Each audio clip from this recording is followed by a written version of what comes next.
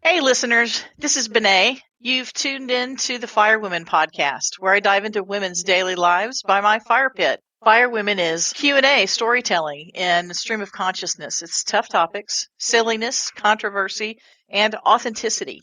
It's Fyre Wimmen. This evening, I'm joined by Tammy Davis, master clinical neuro aromatherapist. That's a mouthful, and founder of Revolutionary Aromatherapy. Tammy is an old high school friend and one of the kindest, calmest, and most intelligent people I've known. We reconnected 16 years ago at a mini reunion in Austin, and I have followed her amazing journey since. With 40 years in wellness and health education, she focuses on positive brain and gut health while pursuing knowledge and applying solid science. So we'll explore aromatherapy and concepts like neuroplasticity, adaptive wellness, the gut-brain axis, adaptogens, and epigenetics. So Tammy, welcome, and thank you for agreeing to be a guest on my podcast. You churn out a fantastic amount of content that I believe should be changing the world. From what I understand, aromatherapy, they may not have called it back in the day, but healing with essential oils, natural oils, is something that's thousands of years old potentially. Somebody got a wise hair to understand that these may actually have some value, and that's all we did have were plants and the various ways that we could use them. Ancient Egyptians there's the Edict Papyrus that there's references in those documents about how they actually used oils for pain and sleep. Yeah. Even in the ancient, I guess you would call it acupuncture. Chinese texts. It was a lot of the same thing. Yeah. So yeah. Yeah, it's we're so dumb. We think that we're so smart, but we could have been using this stuff all along. And I know that Western medicine and Eastern medicine have never shaken hands, but it's getting better. But the alternative methods for treating dis-ease, for treating, everything about the body, mental, psychological, physical, the whole thing, it's just right there for the taking. I mean, what is the big statistic about the Amazonian jungle? Like 90% of everything that can cure everything is there. Mm-hmm. If they're not burning the jungles down. And it's already provided for us. And it's a matter of us either letting go of our technology, like we talked about earlier, and going back into our roots, what we really know to be better for us. We're in such a hurry. We just want things quickly. We want results quickly and just move on with life. And so the pharmaceuticals versus the natural, more holistic way of being, whether it's herbals and aromatherapy and other things that are more holistic. But that actually brings me to another question. A lot of people will use the word, and we've discussed this, we'll use the phrase holistic. And they're using it wrong. And I want you said something very interesting before. Tell me what you call holistic living or healing or kind of all the above. Holistic for me is to work with the whole system. Mm-hmm. And when you were talking about like with the pharmaceuticals, it's I want to break this down a little bit. So initially we had the plants. We were just using the plants. Mm-hmm. And what ended up happening is the way the progression goes is they were looking for more concentrated doses. Like we needed something more effective. And because, as you said earlier, I mean, we've had, histories of illnesses and diseases.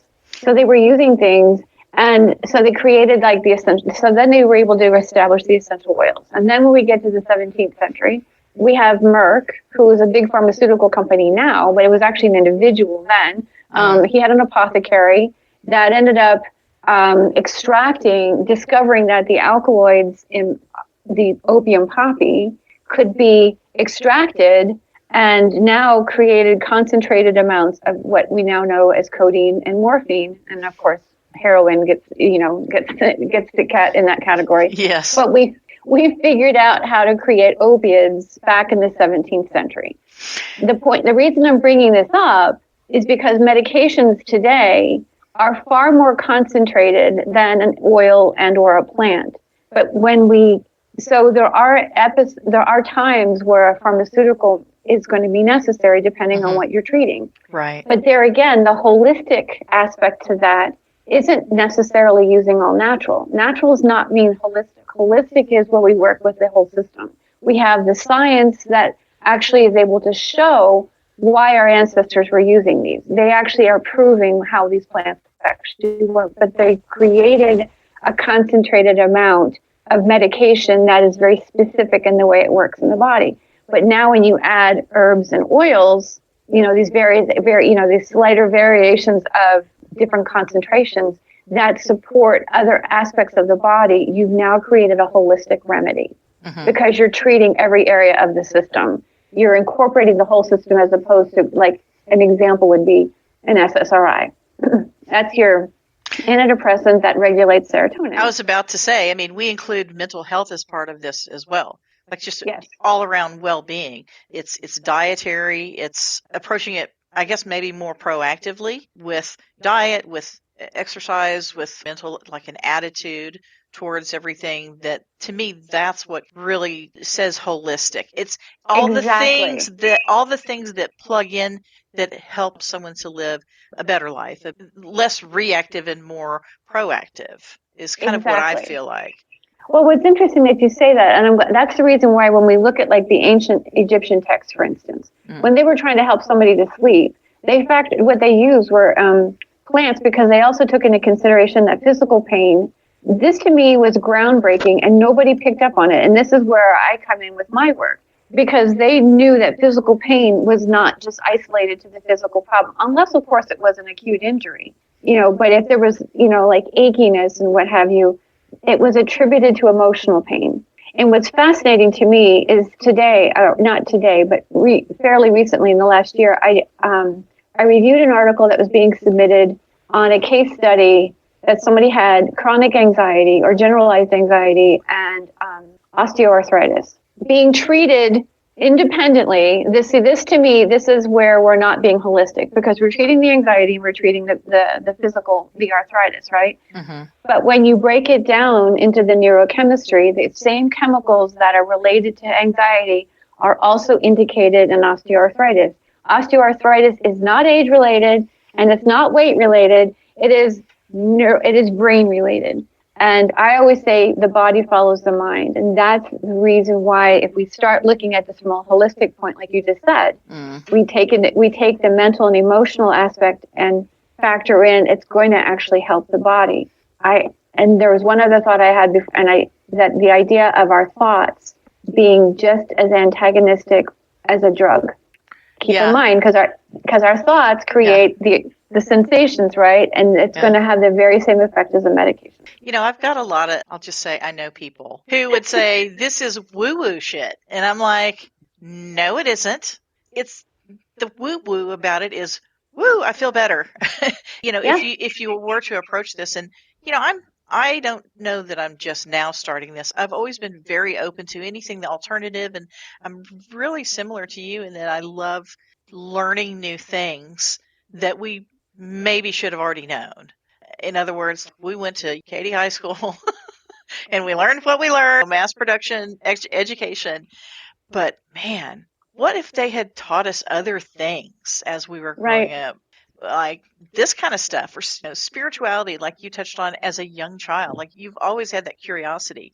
I have as well. I've always questioned everything. That's probably why I'm the black sheep of my family. But to me, it's just keep learning and keep asking questions and keep digging into things.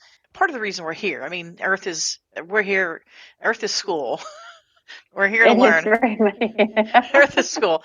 So why wouldn't you want to learn more about things? So for me, I started having health issues in my 40s and been on all kinds of different medications, anxiety, depression, all kinds of things that have to do with mental health.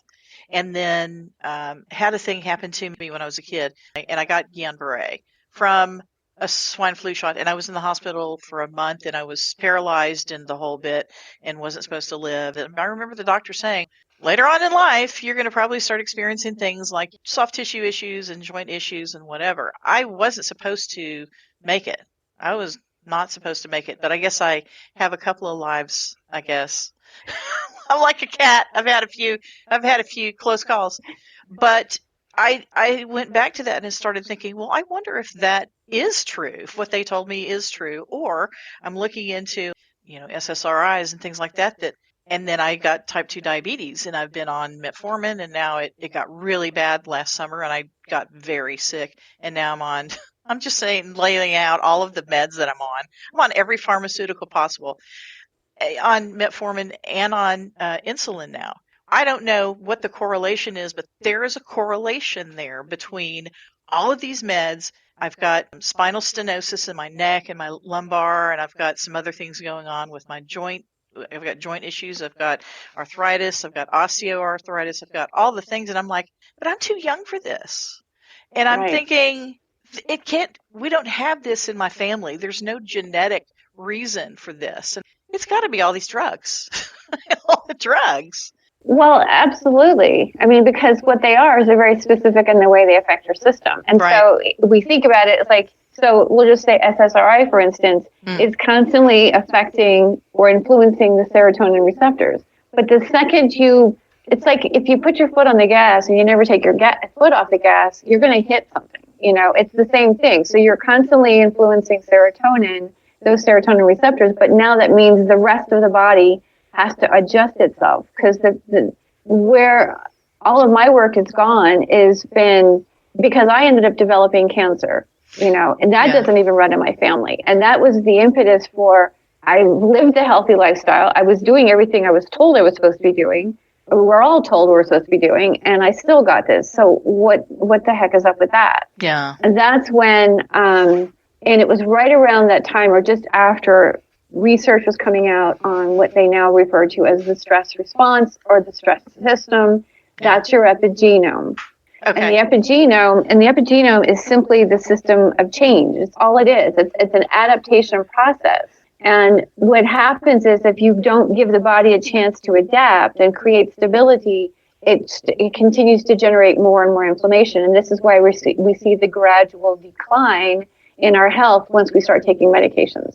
And that's where the holistic piece comes in, because when you start complementing it with other things, you can now sustain stability, and the body is able to begin to produce anti-inflammatory hormones like it's supposed to do. Yeah. It actually give it a chance to rest and take a breather from having to protect you from all the time, because that's all it is. And I always like to say, and this is where the spirituality comes in. Honestly, this is where spirituality comes in, because I could never bridge that gap. I didn't understand it. It was one area I was fascinated in, but I was involved in science. But I felt like I was living two different lives. And it was during the time that I discovered the stress system, where there was a woman her name is Dr. Barbara McClintock.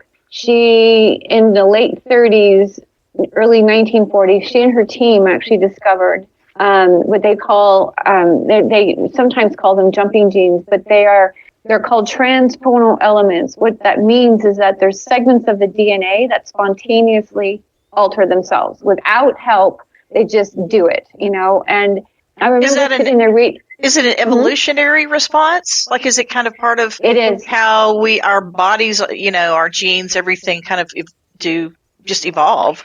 It is. It's actually the why we're all different. Why you can have, that's just what makes us all different.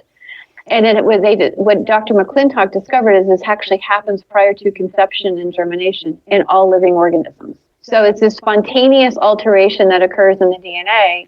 And I remember reading her documentation, and I started crying, because I felt like at that moment I found the source of life, because it explains we have no control over it. Then it was at the same time that they were launching the first publication of the Human Genome Project. And they have identified 64 significant changes to the human genome over the last 100,000 years, with the most significant one happening during the Black Plague.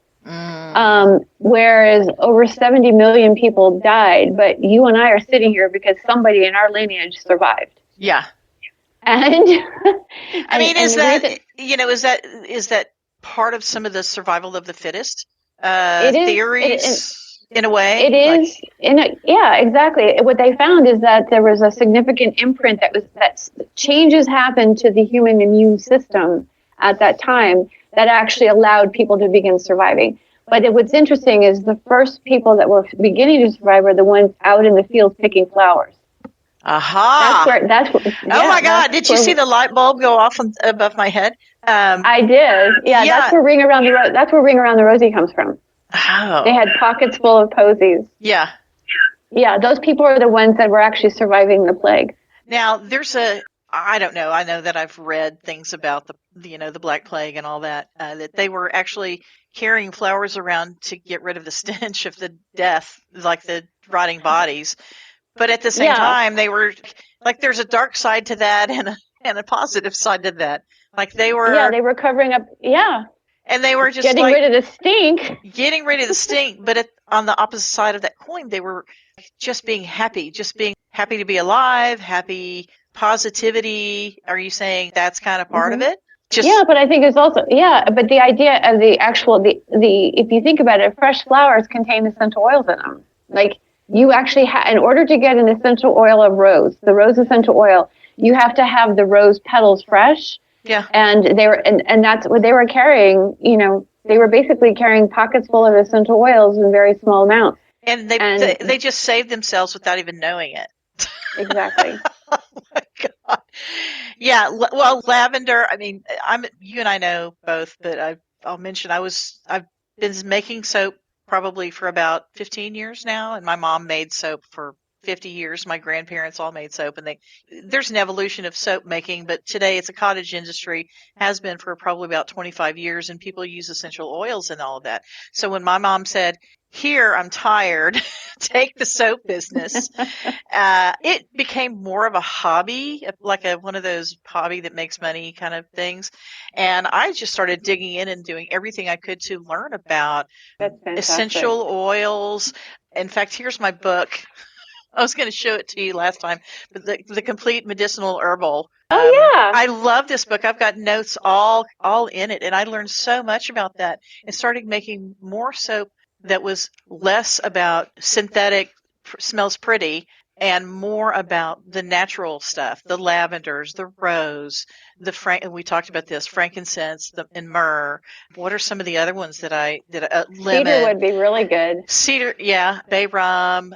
What are some of the other ones? And people at some point in time started kind of throwing that stuff in their soap. It wasn't very prevalent because they were just making basically soap from animal fat and ash and caustic ash. And then that saponification happened. So in that chemistry, people were starting to put some of those things in their soaps back maybe in the turn of the century. Not a lot, but some. And I bet that has that same effect as your pocket full of posies. Absolutely, it does. I had so many people just come back after, I was doing farmers markets every weekend for a long time, and people would come back for the same soap. They were like, I can't live without it. Well, we know why, because it was affecting them in a way, mentally, emotionally, physically, that their brains told them, keep doing this. That's body wisdom. That's what happened to me in the lab. Yeah. I just was getting heavy doses of it. Yeah, but exactly. That's amazing. Wow. Yeah. So that's where the spirituality comes in, because like I said, when I realized that our DNA can do that, because this is actually preceded, this is where GMOs started coming out right after that. Because they realized that they could alter. They realized they could alter the DNA because they had these elements to them. But there again, today I like to promote the fact that our DNA we have the ability to influence it. And so, like you were saying, because it doesn't run in our families, between the medications and one of the things that they've been able to show is the way we think. When we were talking about woo-woo, the CDC will even tell you, our beliefs, what we actually think, influences the epigenome. Thoughts are power. Absolutely. But if you think about it, if you're sad, you're not producing. You've altered the way the serotonin is being used. Okay, so that means your serotonin receptors are now the chemicals are binding in a different way. So this is how thoughts are power. So that's why it's not woo woo, because like I said, the CDC will even back you up and say that we can alter the way. All it is a system of change. I think people need to back up for a minute and just take like the opinions and the generalizations and judgment out of it and go, okay, all this stuff, even though it gets mass produced, some of it gets mass produced and turned into a powder and compacted into a little pink pill, and you take it once a day or whatever, it all came from plant. It's all organic at some point in time from the earth. And that's part of my kind of spiritual belief system, is that it's all provided for us, however you want to hear Absolutely. that. And that's where that spirituality comes in. But the other half of that, not just the physical part, but the wellness and mental part and how we live our lives, I think that has a lot to do with everything. I tell my son all the time, who also has he's got brain injury from in utero. He's got a lot of anxiety and depression and, on the spectrum and all the things. We've tried going more holistic, and we tried oils, and we ended up going with pharmaceuticals just to keep him alive, frankly.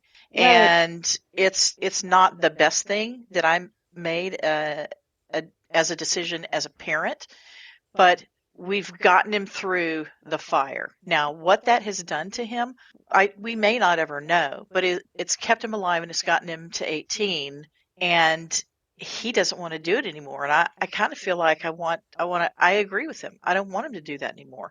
But is there damage that happened with all of that, with all of those meds since 4th grade?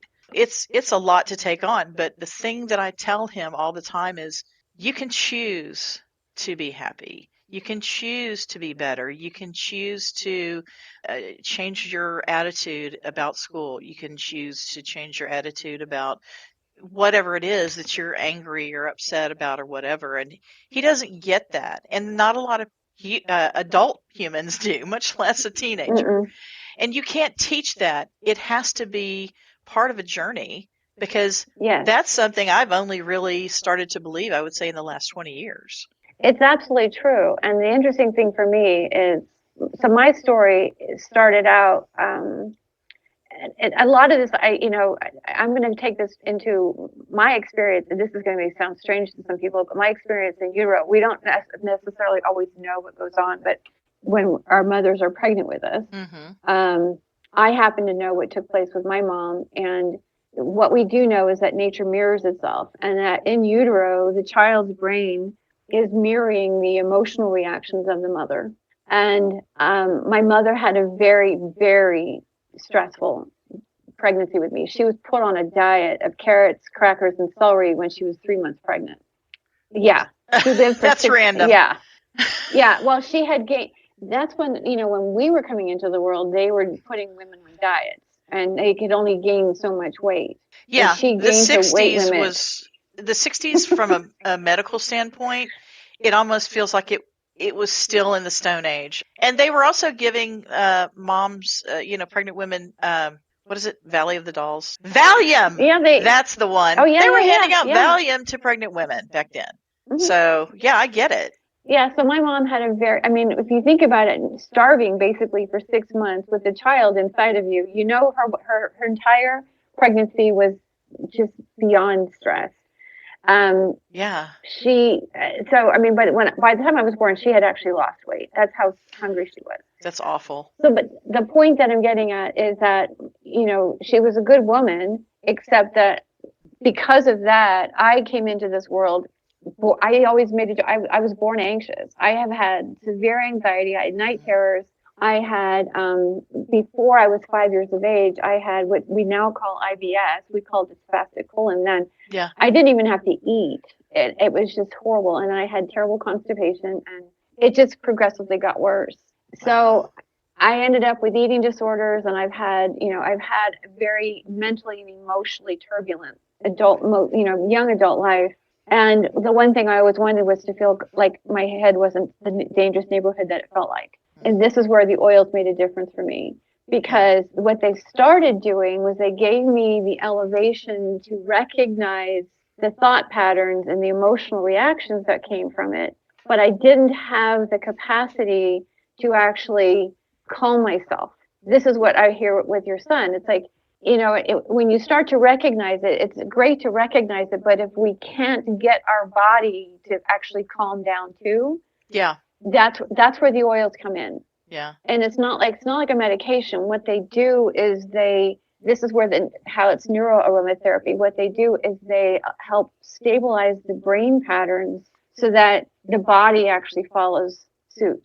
And so now you don't have like that feeling of like, oh my God, I got to get out of here. Yeah, I got to run because you're having an anxiety attack, or you want to go curl up in the corner because you're so depressed. You actually feel like you've got the capacity to do something meaningful, and like the next best choice, but you're not repeating old habits.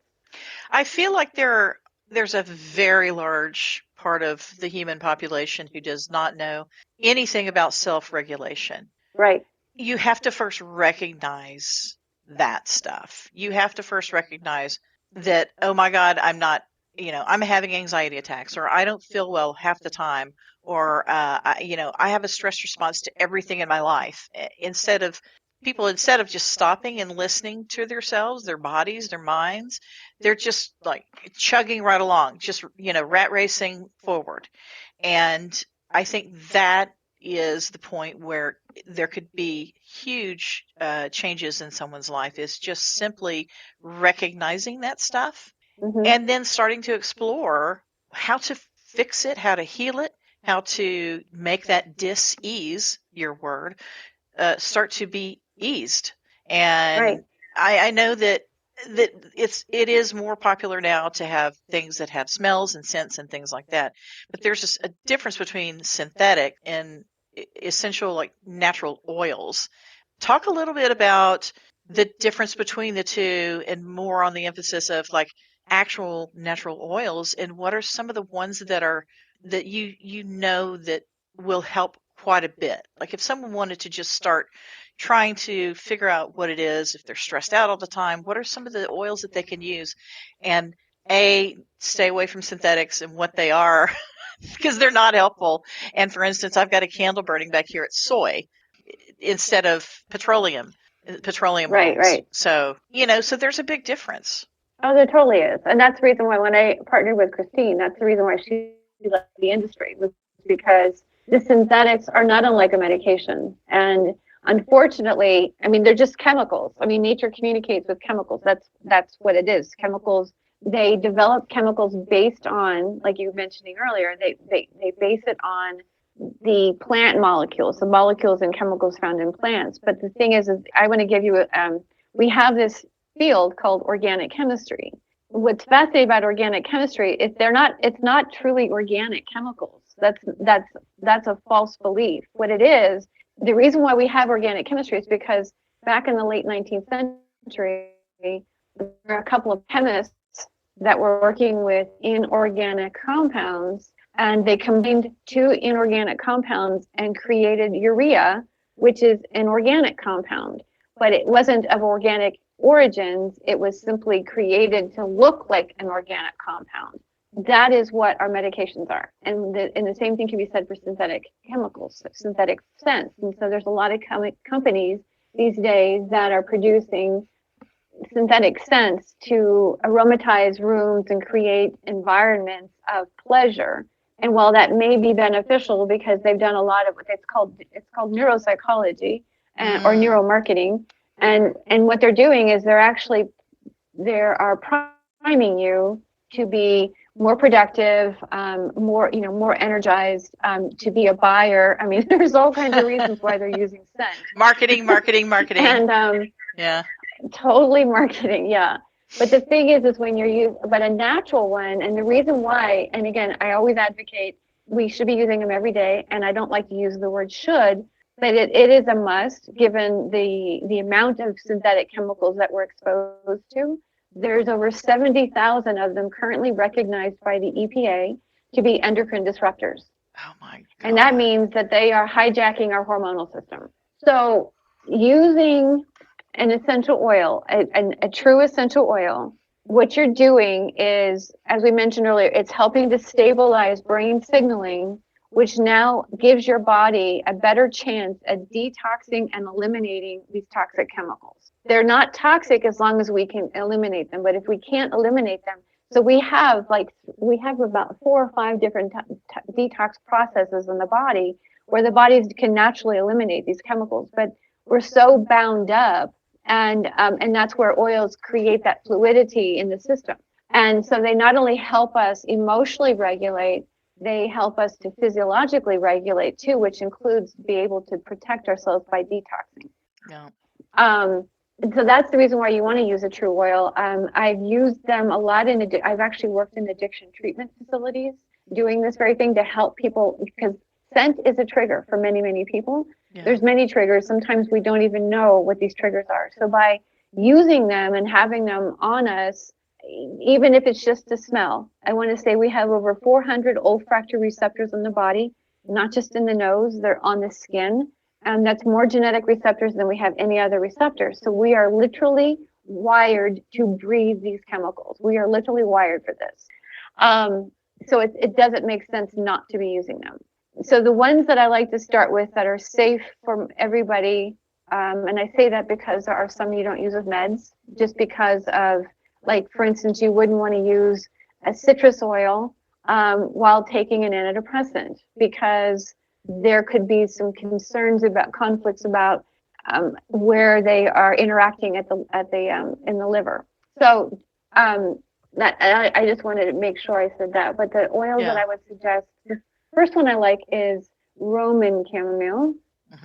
Roman chamomile, there's different types of chamomile, but Roman is the one that we like because it helps the body. It slows down the production of ACTH, which is adrenocorticotropin hormone. That is Everybody has to submit that word. ACTH, all it is an inflammatory form of cortisol. That's all it is inflammation. However, when the ACTH comes down, what gets produced is oxytocin. Now, here's where it gets really fascinating. This is where we come into the gut brain. Because oxytocin, which we know to be the hug hormone, that's what we get when we hug one another. And so hugging one another is really a very excellent thing. And we talked about this before, and I just want to say, shout out, everybody, start hugging each other. More hugs. That's right. Less wars, more hugs.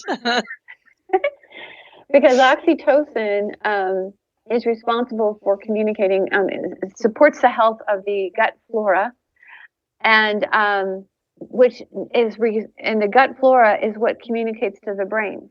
So if the gut flora is happy, that lets the brain know that all is good in the digestive system, and it starts to slow down the production of inflammation. So that's why oxytocin is so very important. So that's that particular hormone. I want to also say that if you eat yogurt or something that contains, it's called Lactobacillus reuteri, is the type of bacteria, probiotic. That one actually helps to stimulate the production of oxytocin as well. Oh, wow. Yeah. Yogurt every morning for breakfast, people. There you go. Exactly. Or an afternoon snack, whichever. Gut-brain health is a big one that I think it's kind of a hot topic right now. You're hearing more, I'm hearing more and more about it. And, I know that it makes a difference with me if I stay on top of that. I can tell a difference, and now I know the science behind it. Yeah. So amazing. It's just amazing. Yeah.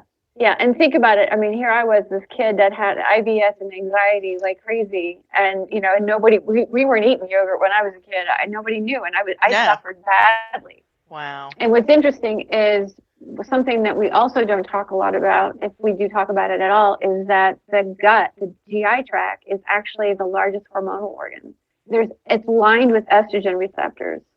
And and so estrogen is not just a reproductive hormone.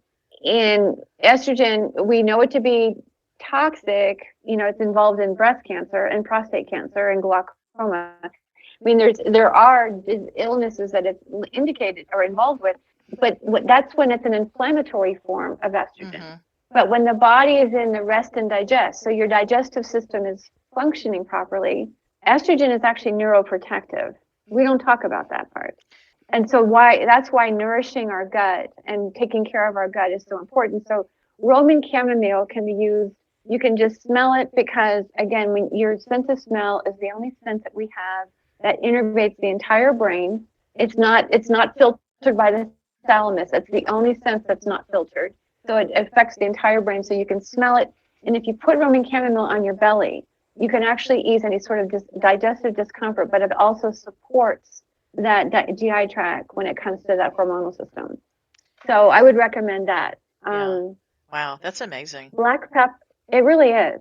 And so black pepper is another one. Black pepper because it supports the all things. It is the closest thing to pot without being pot.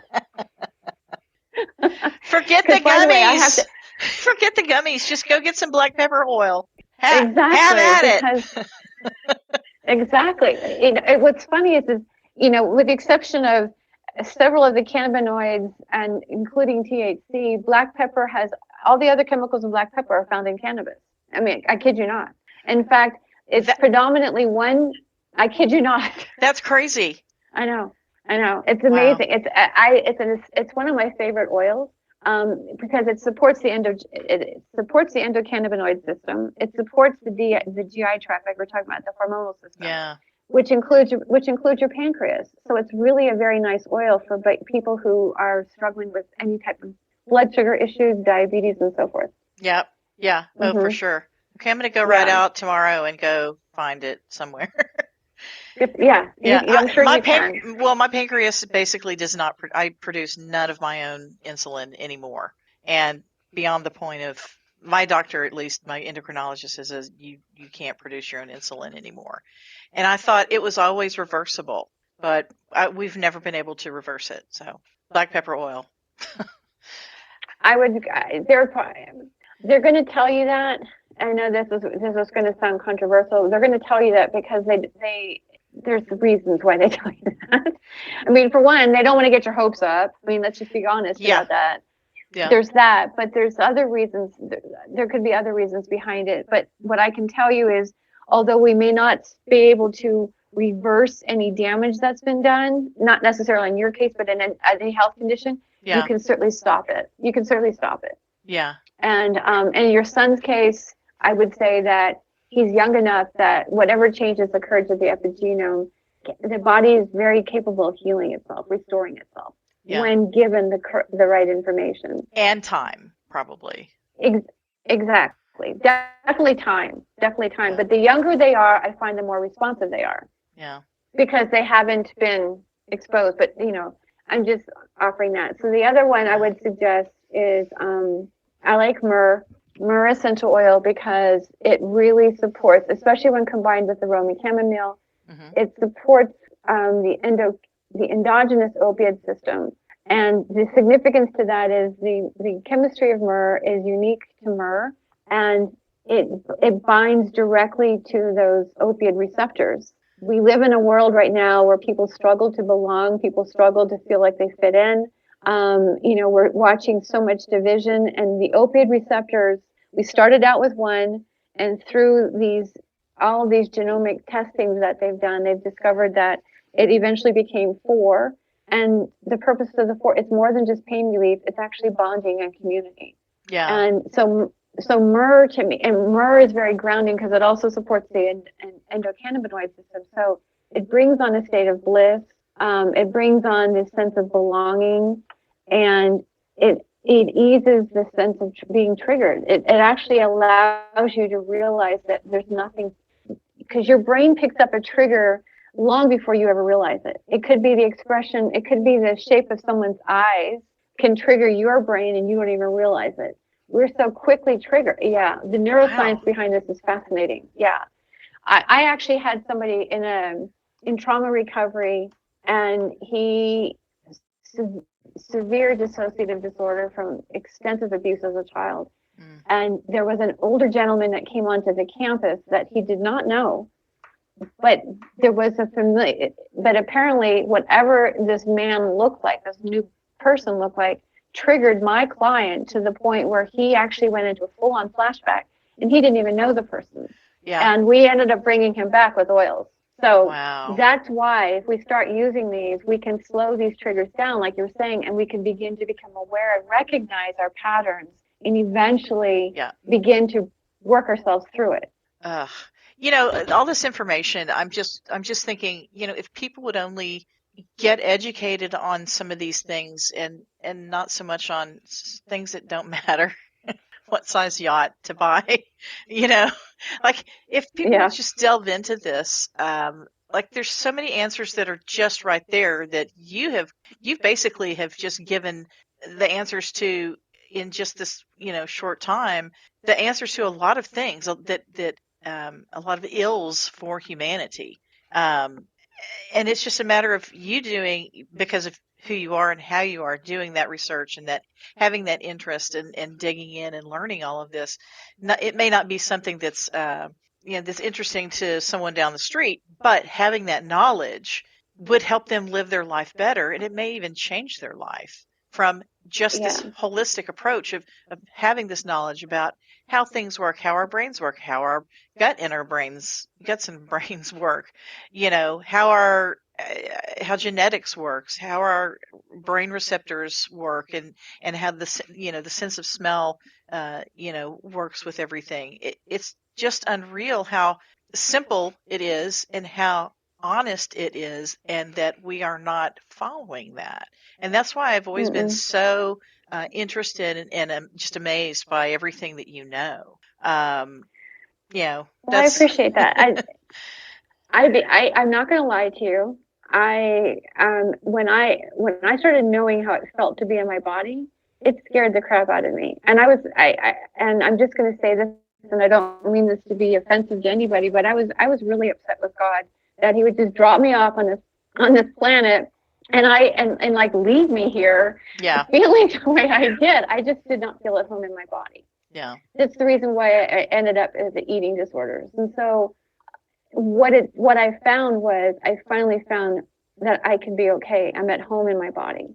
That I was given this body for a reason. It's not about it's about respecting my body, but it's more importantly feeling like I can just be okay right here. I mean, I am okay. And that's when I look at people and I see, and part of it comes down to, I can understand our ancestors felt like they were at the mercy of life. I mean, for how long we were running from volcanoes and wild animals and storms that we had no idea were coming out of where. We were at the mercy of life. And that information, as science has proven, is passed on from generation to generation, whether it's in a tree, a rose bush, or a human being. These stressors are making imprints in our genome, and so that information is carried forward. Yeah. But we don't have to be at the mercy of life. And that's really what my message is like, if we can begin to do this and just find ease in our body. You don't have to know all the science, but if you can at least know that it's possible to be okay, that that you're here, and we belong here, and that we can, like you said, the size of the yacht doesn't matter. What matters is that we hug one another. We hug one another and let each other know we're okay. Yeah. And, depending on, what science you follow and what research you follow, but we've been here for hundreds of thousands of years. So there's a lot of information that has moved along the timeline of humans being on the planet genetically. And boy, have we taken our damn sweet time learning these things. And we may have known all this, and there was more perfection, being on the earth, and then we forgot it all somehow at some point in time, the dark ages, maybe, who knows. And I consider right now the dark ages at a stress level, like just cortisol, stress, life coming at us, and technology and news and screens and all that kind of thing. And our kids, my kid, and all of that generation, there's a lot of that coming. And if that is the case, that all of this information and all of the human experiences over this timeline of us being here has affected and had things have waned and waxed, and we've gotten to the point now, and we're going through a really, I would say a parallax shift in just humanity, humans being on Earth right now, with so much going on that's just so negative and shitty. And I'm wondering, we're creating some genomes right now for whatever future generation, or is this just a Mm-hmm. blip in time? Um, and that's why I think it's so important to educate yourself and for people to uh, learn new things and be open-minded to new things, or move past all of the negativity that's going on right now. I feel like that's affecting us in the real time, and possibly, I'm not a scientist, I'm a liberal arts major, you know, affecting generations down the line of humanity Absolutely. if we're still here, if an asteroid doesn't take us out, which sometimes I kind of wish it would. Uh, but I one of the things that I kind of saw on your I think it's a Facebook post recently, you had talked about ontology, which is like kind of the Yes. study. What is it called? The study of Being. The study of just being being. a. Ha, is that have you? It kind of reminds me of Eckhart Tolle's teachings. Is that kind of a similar thing from a Mm-hmm. spirituality standpoint, or just a human being standpoint? Exactly. Yeah, it's coming back to being human as opposed to being a human doing. Yeah. And the human being, or the study of being, is really working with the essence of an individual. And what's interesting is I got into that field because I was already working with oils, and somebody came up and was talking to me about ontology, and I'm like, what the heck does even that mean? And so they said, well, we work, it's working with the essence of an individual. I thought, oh, bingo, you just said essence, so let's go for it. Yeah. That's how. But that's what it is. It's getting, there's a lot of things that we talk about, like psychology, and now there's this thing called human design, and people are like, or this is my birth chart, or this is my human design, and I'm like, whoa, whoa, whoa, whoa, whoa. You are you. There's you. There's a spark of you that is not contained in anything, Yeah. and that's really what I think. If we could align ourselves with that, because it's like some people call it mind, body, spirit. I call it bio, psycho, spiritual. If you can align those three things into that space of wholeness, you are now healed. On my radio show, I just talked about it today. I was talking about collective consciousness, and healing is that sense of wholeness. You can feel whole, and when you feel whole, and that's what I notice when I use oils, and I use them 2 to 3 times a day. When I feel whole, there's nothing bothering me. Nothing. That's when you're healed. So healing happens instantly, but we've got to be able to sustain that. Yeah. And so that's what ontology is. It's really working with that. And it's finding out kind of what you touched on earlier a little bit, and that's just finding out what is right for you. Like we're Right. all individual sparks. We're all individual with our own, experiences, and what happened to you in the womb, and what happened to me in the womb, and the other person in the womb, and then all of our life experiences, and all of our training and our learning and understanding of things, and lessons learned, and all of that. So I think it's just a matter of, you mentioned once, I think in a video, about how thoughts influence the way your cells react, like Mm-hmm. real time, and so. Uh, those thoughts can be your own, but at the same time, you can influence all of that by living better, by living Right. holistically, like by living more positively, and working on figuring out how to have a life without dis-ease, a life with Right. ease. And I think you just touched on that really. And it's, mind, body, spirit. It always comes down to the Trinity. Mm-hmm. It's mind, body, spirit, and however your spirituality is everybody's individual, but it has to be balanced. And that's a big thing, is learning all of that, first of all, and knowing who you are, and making sure you're approaching your life with all of those things, and then balancing them at the same time. Right. That's got to be something that I think we all could use right about now. I think if we were willing to see better, we would know better. I like that. Yeah. Yeah. Willing being a very theoperative word there. Well, Yes. I think I could sit here and take up your time and talk for hours and hours and hours and whatever. And I feel like I just want to get on a plane and fly over to Santa Fe and just come hang out with you for a couple of weeks. I know I can't do that, That'd be awesome. you have, I'm sure you have plenty of other things to do, but I appreciate you doing this with me. I hope so many people hear this and that it impacts them in a way that they can make some changes in their life that's completely positive and start working towards that mind, body, spirit trinity for them and making just a better life for themselves that's holistic, that's part of everything. Mm-hmm. I know that you've got a website, revolutionaryaromatherapy.com. Yes. You're on, I think, Instagram and LinkedIn, and I'm gonna attach all that stuff when I post this podcast. Um, you you have clients, you have people who come to you and say, I need something for my issue, I need healing, I need something.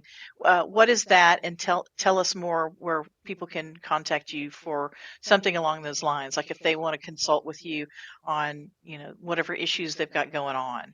Well, they can contact me through. I mean, you can email me. Okay. My email is Tammy at beremarkablyhealthy.com. Okay. I had an Amish person call me today, ask me for my email. I'm like, for real? People still email. People still fax. Yeah, they do. That Yeah, they blows do. my mind. Dolly Parton still faxes. So anyway, but that'd be the best way is to send me an email because okay. then Okay. we can interact that way. Yeah. I know you're on LinkedIn. I know you've got a place on Substack, and that has a lot of Yes, I do. great content there as well. So, and they can also follow you on Facebook and Insta. So I'll make sure and grab that information and share that with listeners. But I really hope this helps people. If nothing else, it's helped me. I love listening to you and Good. hearing all of your, your informative insights. Of course, wonderful catching up with you. And I'm Likewise. really, your insights into aromatherapy and holistic wellness are really inspiring. I'm excited for our listeners to share in this fascination, and I'm hoping they do. And I can't wait to keep following your remarkable journey ahead. So, thank you again so much for joining my podcast this week. We are indeed Fyre Wimmen. Yes, we are. Folks, thanks for tuning in to this episode of Fyre Wimmen. And until next time, keep it real.